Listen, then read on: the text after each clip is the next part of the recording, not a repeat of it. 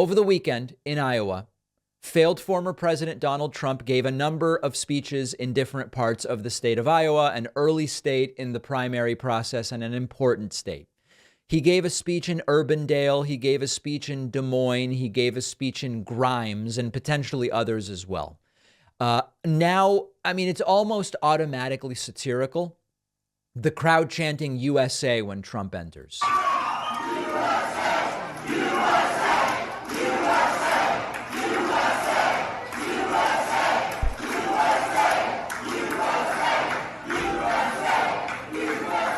I want to thank you. This was a little bit of a surprise for you, I heard. But there you go. Trump surprising the crowd and the crowd chanting USA. One of the claims Trump made during these events was that we need to bring religion back into the country. Now, that may come as a surprise to those who realize not only has religion not left the country, we still have religious influence in government at the state and federal level. You regularly hear religious arguments made during civil policy debates when it comes to abortion or gay marriage or whatever the case may be. Many of us wondering, why is there so much religion given that we're supposed to have separation of church and state? Trump says we have to bring religion back. And we have to bring religion back into our country because that's something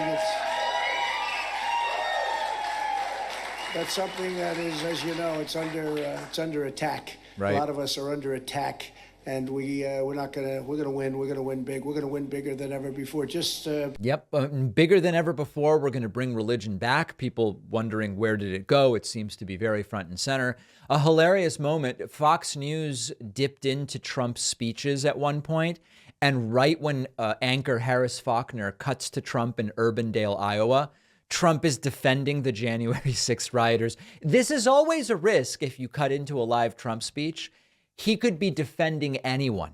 And in this particular case, Fox goes over and Trump is defending the rioters. Trump is speaking at the West Side Conservative Breakfast in Urbandale, Iowa. Right now, let's watch. What happens to these people? And then you look at what they've done to the January 6th people. They've destroyed them and destroyed their lives. And a lot of them didn't even go into the building. It was a disgrace. What's going on? That is a whoops. Let's cut away. Disgrace. That's going to go down in history ultimately. And Ashley Babbitt was killed, shot by, in my opinion, a rogue cop. He had no business doing that. He shot her, unarmed. And actually, people say she was trying to hold back the people that were pushing her forward. She was a good Samaritan there. I mean, of course, the investigation into that shooting didn't find any of that evidence, but she was a good Samaritan. Suddenly, the officer was in the wrong, say the always defend the police people. Ashley Babbitt was the one that was killed. She was the one that was killed. And they like to say 5 people. That's the truth is. And there happened to be somebody else also in addition to Ashley. But Ashley Babbitt was a big supporter of everybody in this room. And there you go. By every account, she was an incredible person and a great patriot. And he shot her just like he had no problem. And then Yeah. So not exactly the best moment for Fox News to carry Trump's speech. Trump then complained many people who use the term woke can't define it. Now, I want you to remember this moment because we're going to get back to that a little bit later on. Very big on school choice. Can you imagine we even have to talk about parental control and basically having parents get involved?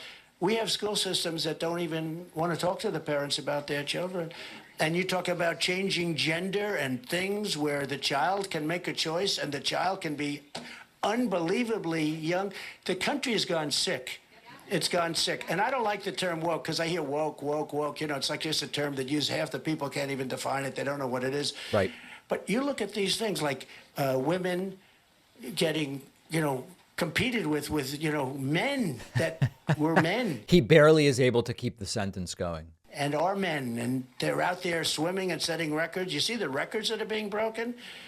Records that lasted for 19 years are being broken by, 30 seconds.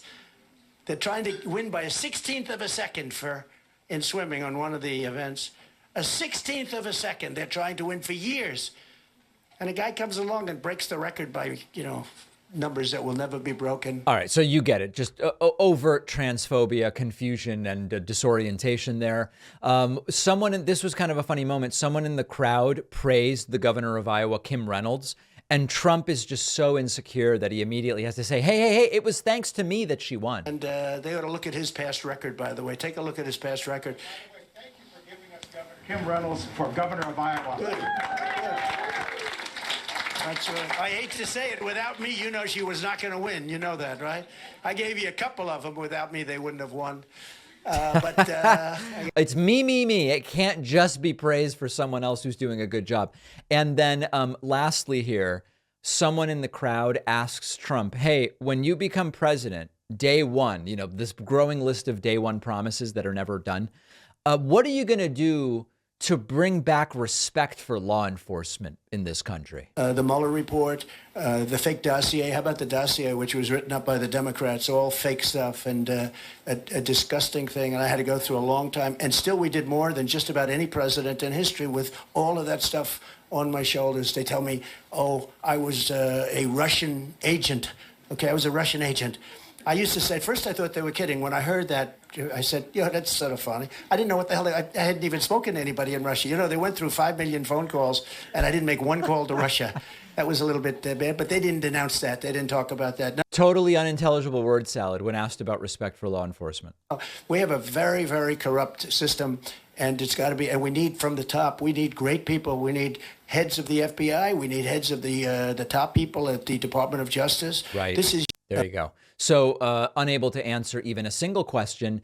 And now we go to maybe the most interesting moment from all of Trump's Iowa speeches. We've talked on the show about how internet service providers have been logging everything their customers do online and selling that data. Tech companies use trackers in websites and apps to collect your data. You can shield yourself from all of it by using a VPN every time you connect to the internet. The VPN I use is Private Internet Access. It's the only VPN that has proven multiple times in court they do not log your activity. Our sponsor, Private Internet Access, hides my IP address, prevents big tech from being able to paint a picture of who I am and what I do online, and it works for all of your favorite streaming platforms like Netflix and Hulu to access shows and movies normally only available in other countries. It's one of the only VPNs that works for peer-to-peer file sharing. And the best part is you can protect unlimited devices with just one account. Going online without private internet access is like leaving your phone unattended in a crowded room. Anyone can just take a glance. My audience gets 83% off. That's just $203 a month, plus 4 extra months for free. Go to piavpn.com/Pacman. The link is down below.